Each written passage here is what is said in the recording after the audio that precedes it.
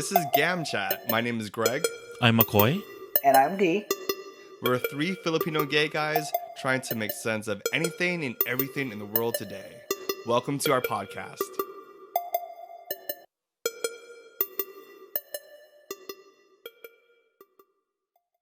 So how are you guys doing? Greg? I'm doing pretty good actually. This week I made turon with my auntie. So she showed me the steps, like 1, 2, 3 steps. So, It was okay, pretty she good. she showed you, but you didn't really make it. You were just watching her?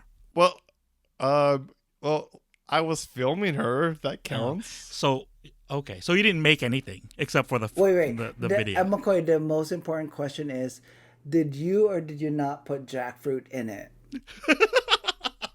So she has a new recipe where she puts jackfruit Okay, in it. good. That's all that matters to me. Okay. That's how you should be making your turon, right? With jackfruit. Yes. Yeah. I feel like that $1.25 is not worth it if there's no jackfruit in it. Is that how much it goes for? $1.25. Right? I agree with that. So that jackfruit makes all different. She has a new recipe that she's trying out, where she mashes actually the jackfruit. So she cuts the jackfruit and the bananas in tiny pieces, and then cooks it that way, and then rolls it into like almost like a mash into like the lumpia wrapper. Wait, why is she like deconstructing like like a staple recipe or what? That's new. I've never heard anyone doing that. Yeah, I think she was just trying to experiment because since we're so in quarantine, she hasn't been out and she's scared of plants because they might make her sick because she thinks that there's viruses in the trees. So I know, bless her. So she was trying to experiment with turon. So that's what I did this week, and it was pretty good. No, not pretty good. It was hella good. It was crunchy, a nice crunch to it. How about you, D? I think I texted you guys right after I watched it. I finally got to see Lingua Franca by Isabel Sandoval, and I was just raving. Everyone that I can text, I had to re-download Instagram just to post a story and then delete it afterwards again because it was amazing. It was like one of those movies that, you know how they would show in Glendale, like the Filipino movies, and I've kind of like hesitantly been dragged to go watch a couple of them, and it's like pretty much on par with my expectation. But this movie was something that I've never seen created. Brought out here. Cinematography is great. The pace of the stories, I don't want to say slow because that has, it might sound negative, but it's done in that manner with a purpose. Yeah. And the storyline was not, is not exaggerated to make you feel bad for her. It was just what it is. It's very realistic. Well, what's the storyline? Okay, so Lingua Franca is about a trans Filipina caregiver based in New York, Brooklyn, and it was her struggle as an undocumented immigrant. So her journey on how to be legalized. And basically she was caring for an elder Russian lady, and she built a relationship with her grandson. So it's just that journey. You know me, like aesthetics wise, the cinematography, the way it was edited, the colors, it was just really something that I needed to see, especially coming from like a Filipino filmmaker. Is it based on a true story? Because it sounds like a real story. It's not a true story, but I think she did some like work on researching, really interviewing undocumented caregivers herself, and then her journey as a trans woman as well. So it's definitely worth watching, and for it to be picked up on Netflix, she's been in so many film festivals and it's gotten great reviews. So I am really pushing everyone to see it. Lingua Franca by Isabel Sandoval. That sounds awesome. Yeah, I'm excited. I haven't watched it yet, but I definitely will. And I got your multiple texts. Yes. You're sending. I was like, "What is D going through?" It was an emotional But, roller yeah, coaster. But yeah, it was good. I think I'll definitely watch that one. And yeah, that story. I think we need more filmmakers out there telling those stories. How about you, McCoy? How you doing? Well, I saw it last night. It was really good. I can see what he's talking about. It's really good. But my week, busy, I guess. Not I guess, it was busy. I learned how to play mahjong Friday night. You just learned how to play mahjong? Yeah, because we never did that. Baby mahjong as in like No, like matching computer mahjong or like the No, like full on actual tiles escalera. and Oh shoot! Wait. Yeah. yeah. Baby You know how like they have that mahjong? computer Oh, that's game cute. where you're just like matching like character 1-1 No. like yeah. I mean, wait a minute. So I know how to play mahjong. So I learned to play mahjong before you did? Well, because my Wow, that's mother funny. was a working woman, so she had no time to be doing that. So Excuse me, my mom was a working woman 24/7. Don't deny that. Okay, crazy rich Asian. What is that? Is that what you were? Like the I ending scene? wish it was Crazy Rich Asian. It was completely not. My mom worked 24/7. I didn't learn mahjong till later on because my mom did not want to teach us it because it was always associated to gambling. yeah. Yeah, my mom So- was religious when I was young, so she would not have done that anyway. And she wasn't the gambling type, so And then what do you think of mahjong? it's fun. It's like playing cards, but not really cards. I think that's an intricate part of the elder community in Philippines. Yeah. Because I see it now. It keeps you sharp. That gets your brain going and thinking. Like right now, we still play That is true. within our family. And my in-laws, they can get to that point where they don't have to look at the pieces and just feel it. Just And feel you know, it. you see yeah. that glow in their face. It's like, yeah. So it really gets you going. They need to keep it up. Yeah, I agree. Like thinking about all the parties I went to, all the titas that were playing mahjong, they were so sharp, and they were like. So who taught you how to play? Just some family friends. They brought their tiles, and is that what it's called? Tile? I'm not Yeah. sure. So they brought their mahjong set, and we set up a table, and I watched like the first 3 sets, and then I jumped in. So yeah, it was fun. It's for the most part it's easy to learn if you really pay attention. We should do a mahjong day. At We the should. park. But we need one more individual. Oh, you can't do 3? No, it has to be 4. No, you need Oh, 4. it has to be Ay, 4? nako. I have Well, my Amado mahjong can set. join. I don't think he's that good. I I know have a someone mahjong else. too. Yeah. Okay. Actually, we What have else 2 have I sets. been doing? Let's invite one of our listeners to be the 4th person on our mahjong picnic. Oh, I realized something about my coming out story that I neglected to mention when we did that episode. I think my mind just blocked it out, I guess. So when I moved back from New York when I was 19, I was only in New York for like 6 months. I was staying at my sister's apartment in Burbank. And that apartment, a lot of people went in and out. It was like the place to like hang out. And I guess I went out somewhere. I think I went to work. So I came home and I had my little date planner, which I never really used to plan anything. I just had my pictures and all that stuff in there.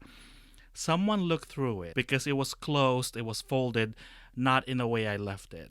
And I have a couple of love letters from whoever I was dating back then Aww. in there. And they read it. They read the letter because even the letters weren't folded correctly. So I felt like, shit, I have to come out to someone. I have to beat them to it before they tell people about me. So I told my cousin's girlfriend at the time, wife now. She was the only one I felt like I could come out to. So I came out to her. And she was like, oh, so it turns out they were talking about me behind my back already. They were like speculating if I was gay or not. Because no one in my family knew. Some of my friends did, but no one in my family knew before then. So yeah, so I guess I was kind of outed. Well, I came out, but I felt like I had to my family. But don't you hate that? Because everyone, Like I wanted to... everyone else pretty Yes. much knew. I had to come out on my terms. Yeah. But it's like I wish they kind of just I don't know. I think in my side of the story, I would appreciate it more if they just told me like, "Hey, you're gay. When are you gonna come out?" I'm like, "Oh, okay." Like so everyone knows. Oh no, they were speculating. They were talking behind my back, and some people were saying, "No, he's not gay. He just, maybe he just had too few girlfriends, or." You just like penis a lot. Oh, little did they know, I was already very active then. Yeah, they're like maybe it's just a tip. That's all. It was just. Just a tip, is that what you just said? Anyway, so that was my week. So you had a flashback. I did. Like, I was about to go to bed. I'm like, oh my God, I never mentioned that. I made it sound like my coming out was like very smooth. No, I was forced to come out. And then a few years after that, I was outed at work. By you? But you were yeah, by yourself? No. By your reflection? No, You're like, oh my gosh. I was working with a friend's mother, not on purpose. We just happened to like work at the same place, and they was asking about something about going out, where to go out, if you want to go to like a gay club or something. We were having like a department lunch, and she was like, "Oh, you should ask Mark. He would know." And everyone looked at me like, "You're gay?" And I was like, "Yeah, I just never said anything because no one ever asked, but I didn't want to be outed like that, but that's fine. Oh It's in my the god, past." it just dawned on me who you're talking about, and I'm just like, Look, I don't hold that against her. She didn't know any better. She probably thought I was out, so because I was friends with her with her son. So yeah. Okay, that's a side story. I don't know what any of that story is. But you know, so speaking of coming out, let's talk about today's topic on our podcast. Coming out for Black Lives Matter. How about that one? I feel like, you know, that this day and age, like you almost like the big topic that's on everyone's mind is Black Lives Matter. But not only that, but do you support Black Lives Matter? Yeah. Support, and also, do you really understand the movement? Because it I have to admit, I didn't get to understand the movement right away. I had to go through a process, and that's what I do when it comes to issues that are very difficult. I have to think about it, I have to digest it, and I have to come out on the other end and hoping to understand the issue based from my experience and how I see it. Just a quick recap of Black Lives Matter and the movement. As of August 30th, 2020, Black Lives Matter, I believe it started in 2013, but it was in direct response to the acquittal of Trayvon Martin, who was a young black teenager who was murdered. And the murderer got away as he said, it was defense. And then we had 2014 with Mike Brown, who was also murdered by a Ferguson police officer. We had another murder in New York of a black man who was in a chokehold and he suffocated. And now, more recently, there was another death of Jacob Blake, who was 29 years old, who was shot by the police 7 times, and currently he is in the hospital and remains in the hospital. He might be paralyzed. We don't know all the facts yet. And also, there's countless other stories of black people who've been killed by police officers. Another one is Breonna Taylor, who was in her home and the police had a no-knock search warrant, which means they could break into your house and go through your stuff without announcing that they are police or to identify that they are police. And her boyfriend at the time had a legal firearm and thought they were getting broken into, grabbed the gun and started firing back because the police did not identify themselves. And the police just started shooting up this woman's home or her apartment or her condo. And she did die there. She was shot, I don't know, multiple times. And so from these cases of people in the black community getting killed by police officers or violently hurt by police officers, a lot of times they are unarmed when they get killed. And it's just an ongoing incidents that keep happening. These incidents keep happening all over the United States. And the Black Lives Movement is in direct response to that. So now we're seeing demonstrations from all throughout the country, the globe. I think there was demonstrations even in the Philippines, parts of Asia, New Zealand, in the UK.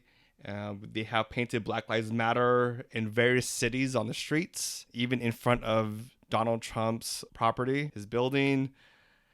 So that's just a really quick recap, and I don't think it does it justice to really encapsulate what's going on in the community, but it's something I think in the US that we don't talk about as much as we really should.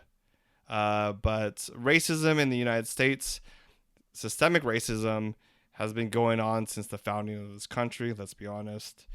So how do you guys feel about what's going on? It's selfish for me to say that I am exhausted by it emotionally. I can only do my part as an ally. I can back it up financially if I can.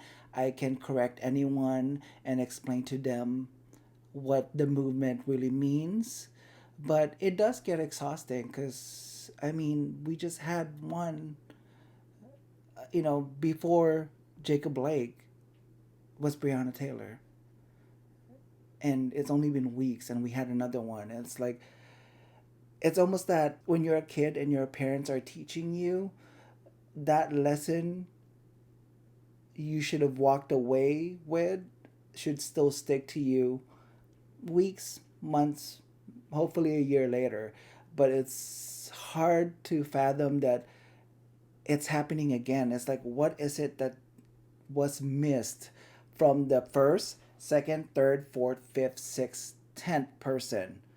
I don't even know what number we are right now, but what was missed that we cannot walk away and have learned from that situation?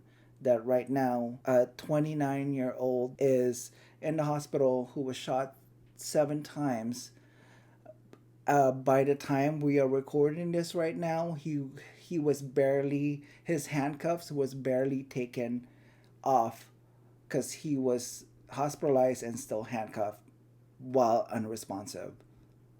So, I don't know where the disconnect is. I'm having a hard time, and I don't know if it's just me who's able to see that. I think a lot of people are able, but I question why others can't see that that is such a wrong thing to do. McCoy, your thoughts? Emotionally, well, it's emotionally draining, actually, from my point of view. It seems like every year there's something you hear on the news over and over and over, to the point that I kind of got numb, because it's like you were expecting it. So I don't know. Exhausted emotionally. George Floyd, who really set off the most recent demonstrations during the pandemic, died in Minneapolis by police officers.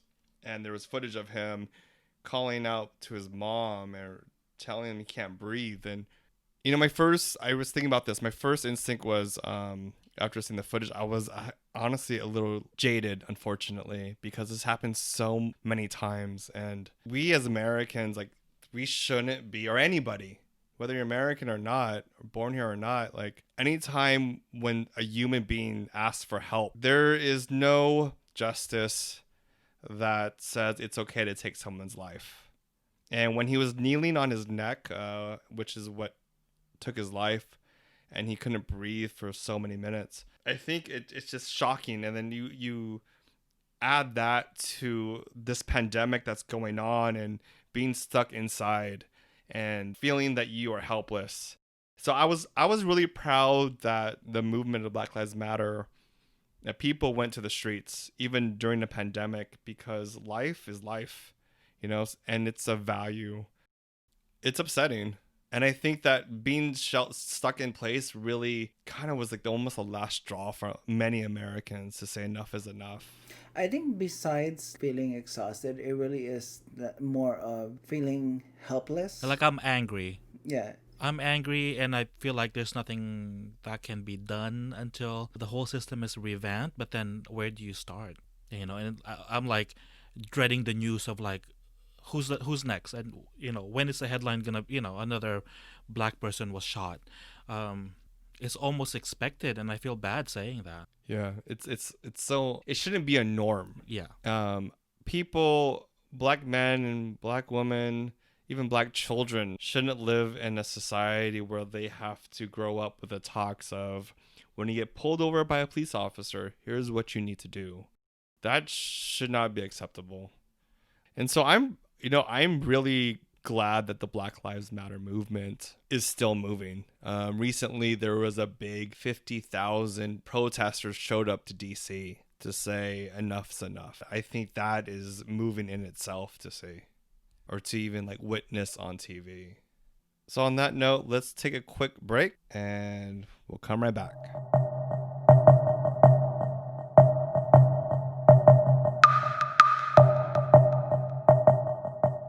All right, guys. So how do we explain Black Lives Matter as Filipinos into our community? What's your thoughts? Well, for me, I had to first understand the movement.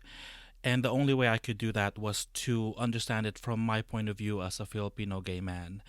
And I remember in 1998, there was Matthew Shepard who was beaten, tortured, and left for dead. And he eventually died a few days after that. And all this people saying all lives matter and all that. That's the way I kind of looked at it. It's like, okay, that happened in 1998. And if, let's say, we went out in the streets to protest and we demanded and we said, LGBTQ lives matter, and someone told me, well, all lives matter. I'm like, yes, but you're not being beat to death. You're not being harassed. You're not being discriminated against. And I want to be clear, I'm not saying the LGBT rights movement is the same as Black Lives Matter. I'm not saying that. It was just my way to understand Black Lives Matter. And I got to a point where I'm like, oh, I get it now. Because they are being discriminated against.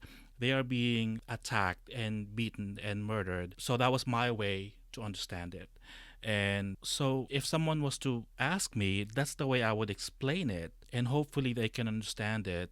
I think just people they forget to put their themselves in someone else's shoes. Yeah, I feel like it's so simple. It's like, do you believe that Black Lives Matter? Yes or no? Yeah, right? But they will counter with, no. well, There's nothing to matter? counter. There's nothing to counter, in my opinion.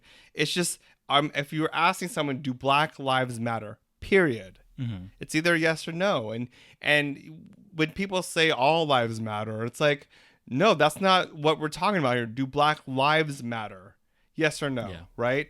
And let's be very clear about this. Statistically, facts, the data, it shows that people in the Black community are targeted unfairly, are risking their lives just by being pulled over, more so than any other group in the United States. Like that's the fact. Yeah. And I get so heated and upset when they say all lives matter. We're not even talking about that, Mm-hmm. And it's not about you. It's about the Black community and where do we stand and support them, Yeah. Like, do you think that's okay that statistically, that if you have darker skin or that you're Black, that if you get pulled over, there's a higher chance that you will be killed, even though that you're unarmed, even though that you are not committing a crime? Yeah. We have a court system and a judicial system for a reason, not in the hands of a cop. What's your thoughts, D? I gravitate more towards the fact that this is really deeper than what the underlying of what Black Lives Matter is. Mm-hmm. In all honesty, it's systemic racism, and by systemic, we know that the ground has been laid that the Black community is always disproportionately underprivileged and characterized as something else compared to the majority. And for us, as another set of minority, to just sit back and watch and not do anything actively is really, you shouldn't maybe look at it this way, but it might help you to see how big the gap is. That if us Filipinos, a smaller percentage of the Asian minority group, just sit back there and watch what happens to, I don't know what the percentage of the Black community is here in the US compared to everything, as the entire population, but I'm presuming that they're way higher than the Asian community, even the Latino community. If that group of that amount of people is affected negatively and treated unfairly, what more will happen to us as a smaller minority group? And that shouldn't convince you to even act up, because it shouldn't that shouldn't be your incentive to ask, like, oh, what happens, if this bigger group is affected, what else can happen to us? But maybe if you can wake up and see that that is a possibility. Yeah. Well, I see your point, because there was a part of me where I thought, like, oh, I don't know if this is my battle. But at the same time, it really is, because I'm a person of color. And like you said, they're a bigger chunk of the population, and even they are being discriminated against. I mean, like you said, like what more with us? So I think we have to stand with them, because it's also our battle. Yeah, I agree with that. like how we treat the Black community, it really defines who we are as Americans, And I think in any country that you may live in, how you treat others defines what the country you live in, or your values, right? And I agree with you. This is clearly more systematic racism that has long been part of the fabric of the United States, from Native Americans to slavery to, denying loans to the Black community and people of color in the United States, starting from like the 50s and 40s and 30s, targeting Japanese American. And it wasn't that long ago that, downtown Los Angeles had mass lynchings of Chinese right in downtown LA. And there were men and boys that were hung. If we're going back to this something more recently, we can use coronavirus, COVID-19, as an example. When Asian Americans were being targeted as the cause for the coronavirus spreading. I mean, I did not feel safe walking around with a mask with an obviously Asian feature. I did not feel safe. But this is why I'm wondering why our community can't sympathize, or at least even empathize, that, hey, this is something that they are experiencing based on the color of their skin. Yeah. It's become a target right away. But we can't switch that light on to see that, oh, this must be how it feels to just wake up being Black and have that stigma that it is attached to you. You haven't even said a word. You just stepped out of your door. And, we can't see that that's something that they can't change. And they're being targeted just for that. And that's happened for generation after generation. It just hasn't really stopped for them. For anyone, really. I mean, they target that's true. immigrants. They target people of color in the United States. And I think what gives it more power more recently, just like how when the civil rights protests were happening, is that we are filming it and that we are acknowledging it, and you can't hide it. When, for example, when they filmed George Floyd, his murder, right? We could see it, and we are sharing stories about our experiences with it. And as far as Asian Americans are concerned, like when we start marching with the Black community and supporting them, our lives get better, right? The Black community has made so many strides that affect everyone, including Asian Americans. Actually, that we benefited from. Yeah, we benefit from the Black community. We can't consume their culture and then turn away when we see something happen to them. You cannot cheer for the Lakers. You cannot cheer for the NFL teams. You can't cheer for Pacquiao and Mayweather and pay your money and then not do anything when they need our help, because then what you're doing is picking and choosing. Really, it is what convenience to you. Yeah. So that's the thing is like their culture have been monetized. Fashion industry has capitalized it. But when it comes to the times that we really they need us to be there with them, it's like, oh, okay, I'm just going to dust my hands and walk away and be a spectator. And that's something that especially the Asian community cannot do. Growing up, I've heard going to a somewhat diverse school. I've heard Asians, not just Filipinos, use the N-word, and it's like, okay, so you felt compelled to use that word, but where are you at now? You were so proud to say that. You have no right to say that to begin with, because that is not yours to reclaim. But now that things have elevated to certain things, where are you now as a person who's consumed their culture for your enjoyment? Wow. Yeah. No, that's absolutely true. I think all we really can do is try to explain the issues the best way we can and try to find a way where they can relate it to their own experience. But you can't really control what people are going to think and what people are going to feel. All you can control is you and what you can say about the issue. So I'm not really sure. I think that we could continue to bring up these topics. I know that younger generations are fighting with their parents about this matter. Yeah. Because we're seeing older Filipino parents or Asian parents not understanding the significance of this movement and why it's so crucial that we stand with the Black Lives Matter movement. I know people are having arguments about it, and it's really hitting a core in our community, unfortunately. For me, like, my mom it depends. Actually, like, I can't speak for her, but she understands that.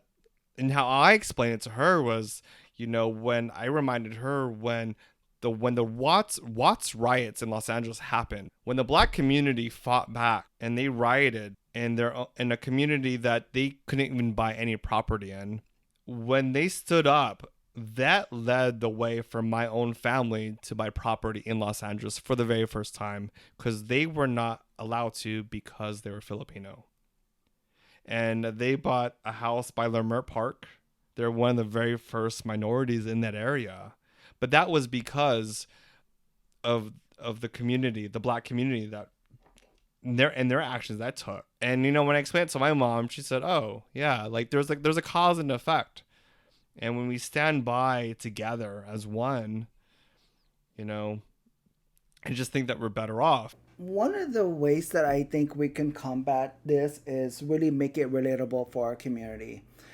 Just like how racism, we've said it's systemic, it's something that's been deep rooted, almost built, I don't want to say almost, it's built into the foundation of what made this country.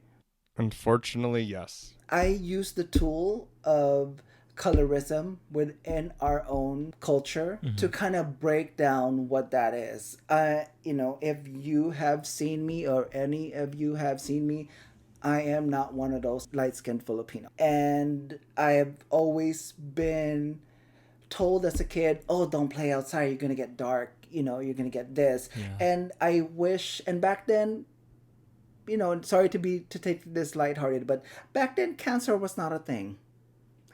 their concern was like, "Oh, you're gonna get melanoma or skin cancer." That was not the thing. That's not why they were cautioning me. It's because they think that you being melanated will, for some reason, take away advantages for you when you grow up as an adult. Yeah. And that also has, we have gluta products, pills, lotions, soap. People inject themselves to gain that lightness in hopes that, I don't know, when they inject you, does that automatically put a direct deposit in your bank account? I don't know what that means. But it's associated that when you are light, you are able to get away with things and you are more advantaged in the community. And that's one I think we have to tackle first in the community. We have to work on what we have in our community before we can even go out there. I think it's one of the contributing factors of people in our community not fully embracing the Black Lives Matter movement. I agree with you. Like, as I think, someone once told me, everybody wants to be white adjacent. And so I think that even the culture of being colonized and the idea of lighter skin is somewhat guarantees you privilege or guarantees you a way out from dealing with the harsh realities of treating people equally. Like, I think that's bullshit. I'm light skinned, and I've always was so irritated when I got special privileges based on the lightness of my skin, or even like the bone in my nose. Like, that irritates me.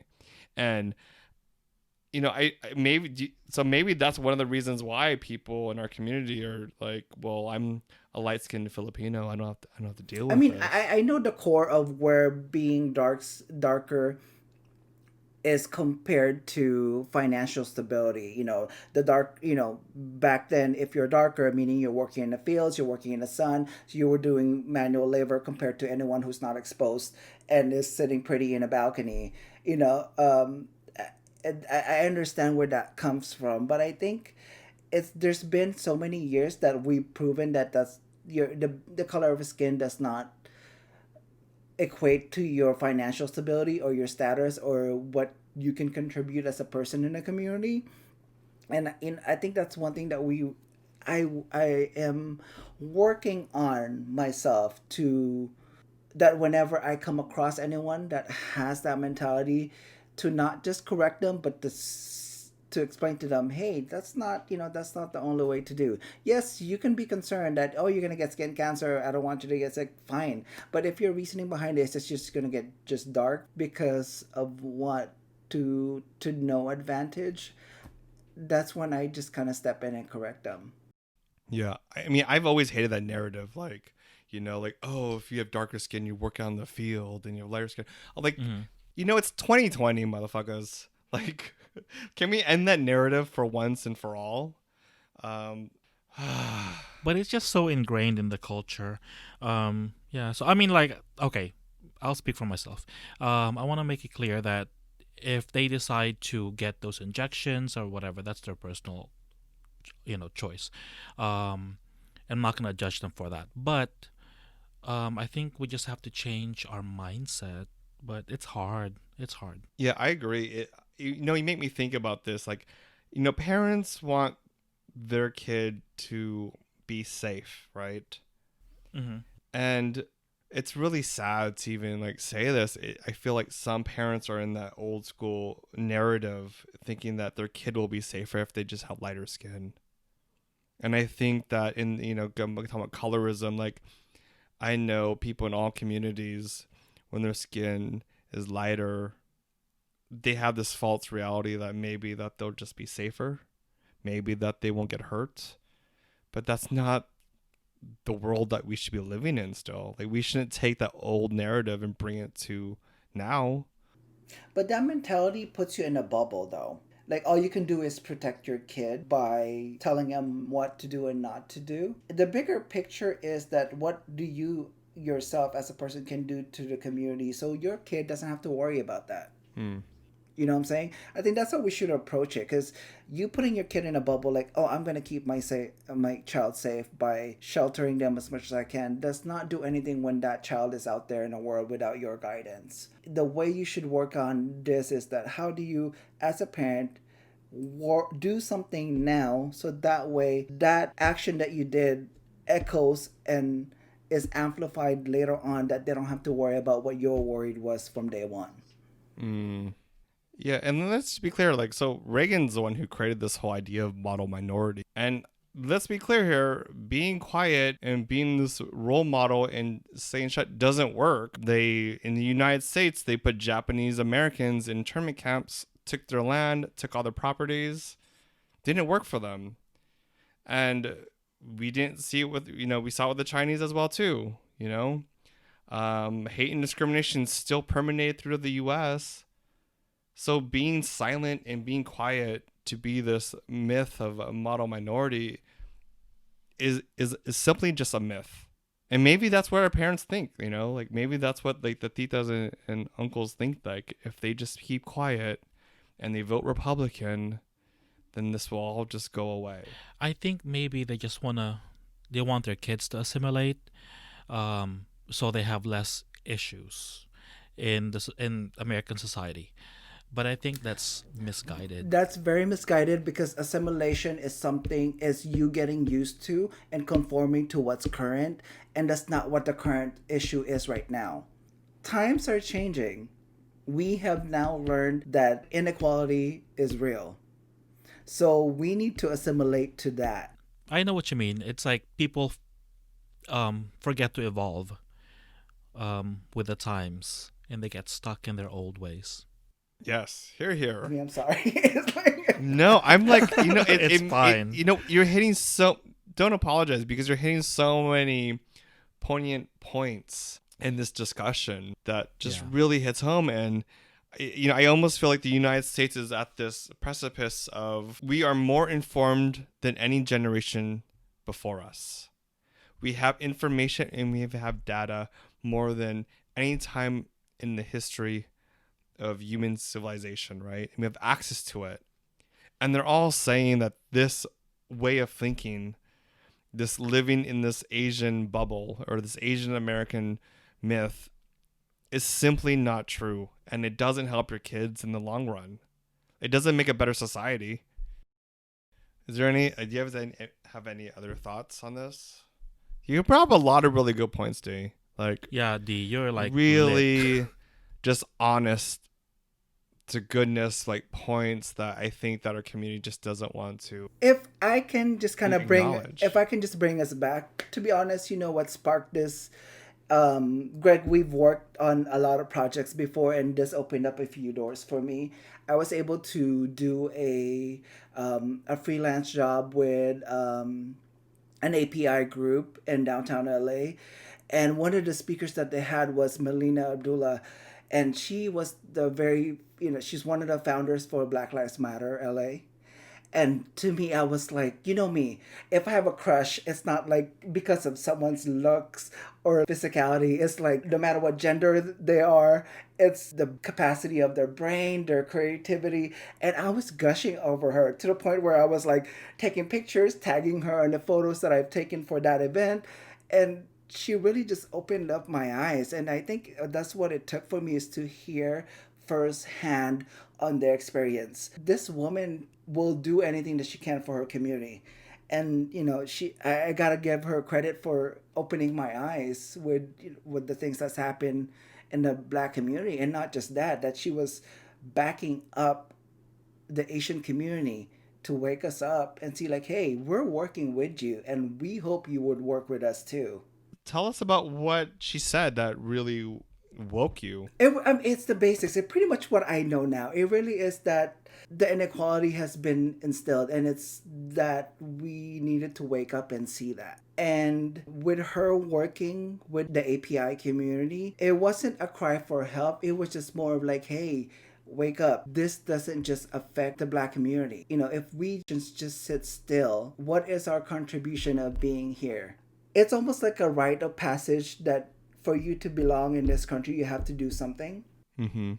And it isn't just as simple as you taking a test and paying fees. It really is that you have to contribute for the country to move forward in a better space. What is your contribution as a person? Knowing the facts that are handed to you in prints at the tip of your fingers and whenever you scroll through things in your feed, like, what are you doing to change that?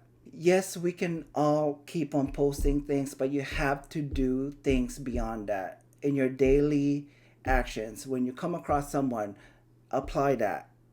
You can't just like hit send and then forget and shove everything else that you processed prior to posting that. You have to have integrity as a person that to carry out things that you are saying and not just leave it at social media for everyone else to see. Yeah.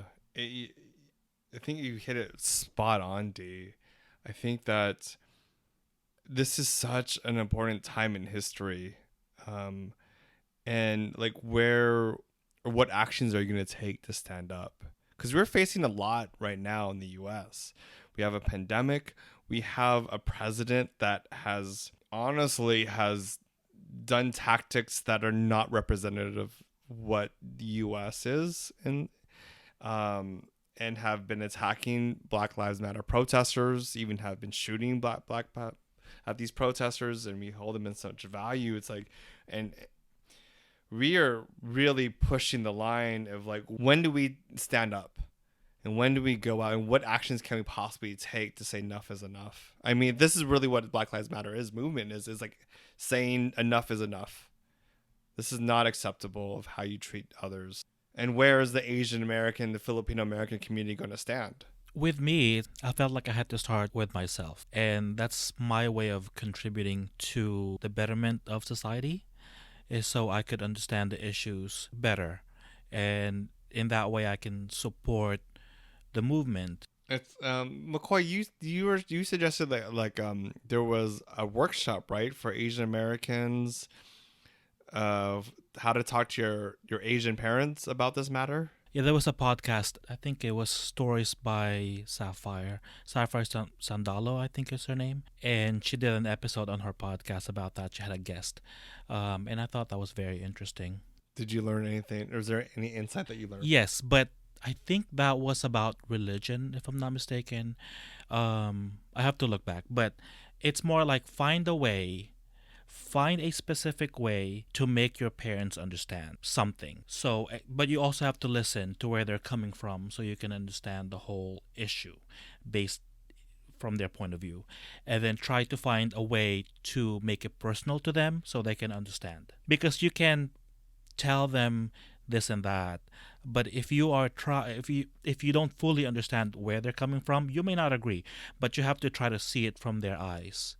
That way you can kind of calibrate your message so that they would understand. Yeah, we should add that to the show note.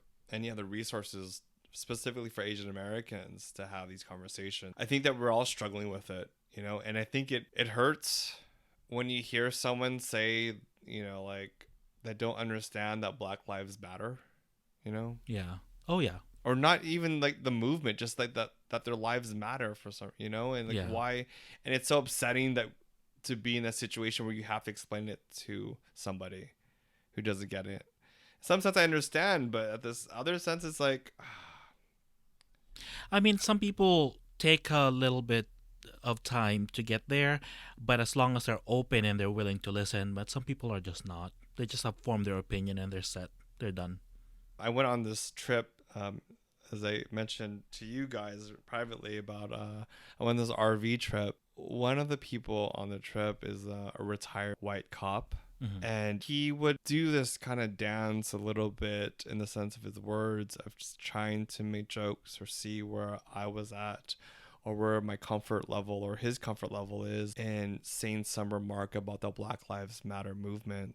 And just very surface, nothing big. It's just making a little joke here about Black Lives Matter and me correcting him, like, and it was just very, so it was just tiny little steps just to test.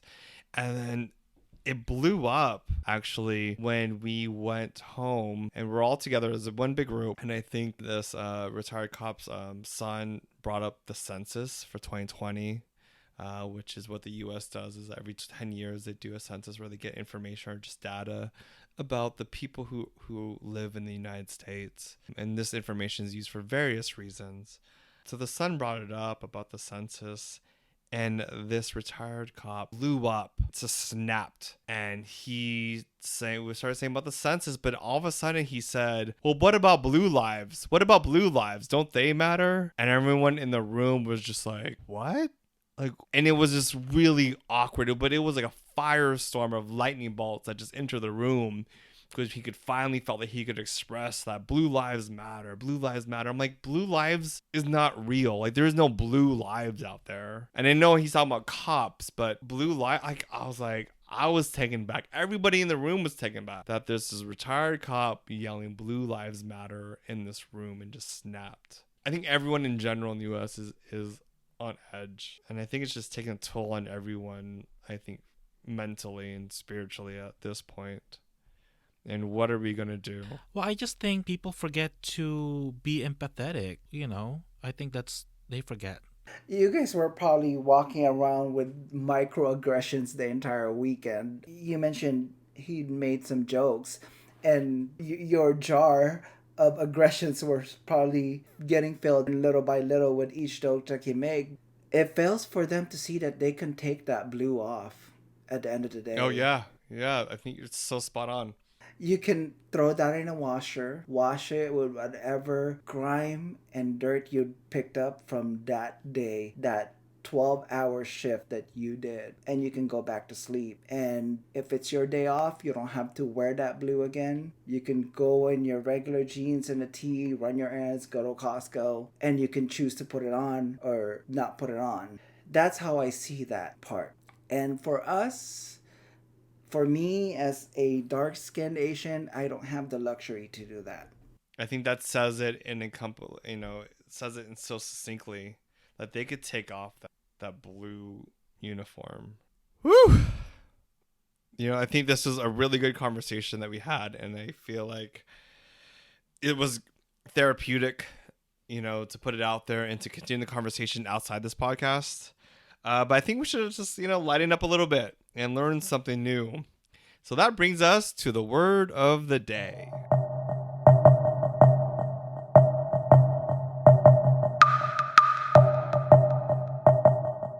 McCoy, so what is the word of the day? So the Filipino word of the day is pagkakaisa. Papakaisa. Is that right? Oh my gosh. Pagkakaisa. Pagkaisa. Is that correct? Well, you were missing one more syllable. What is it? It's pagkakaisa. Pagkaisa. That? All right. I think we need to move on. We'll just leave it.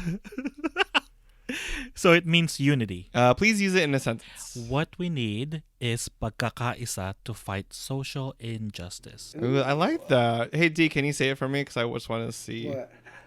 if you could say it. Pagkakaisa. Pagkaisa. No? It's two ka. Kaka. Pagkakaisa. Pagkakaisa. Okay, that's three. Oh my god. That was Okay. three. But we're It's funny because the root word is one, but he was adding extras. So it was like Because I was that deep. I was just like, yeah, not one unity, but all unity for everyone. All right. Woo! I'm not going to say that again. All right. And I think that concludes our podcast for this week. If you have thoughts, comments, or you want to continue this conversation elsewhere, let us know. McCoy, how can they share with us?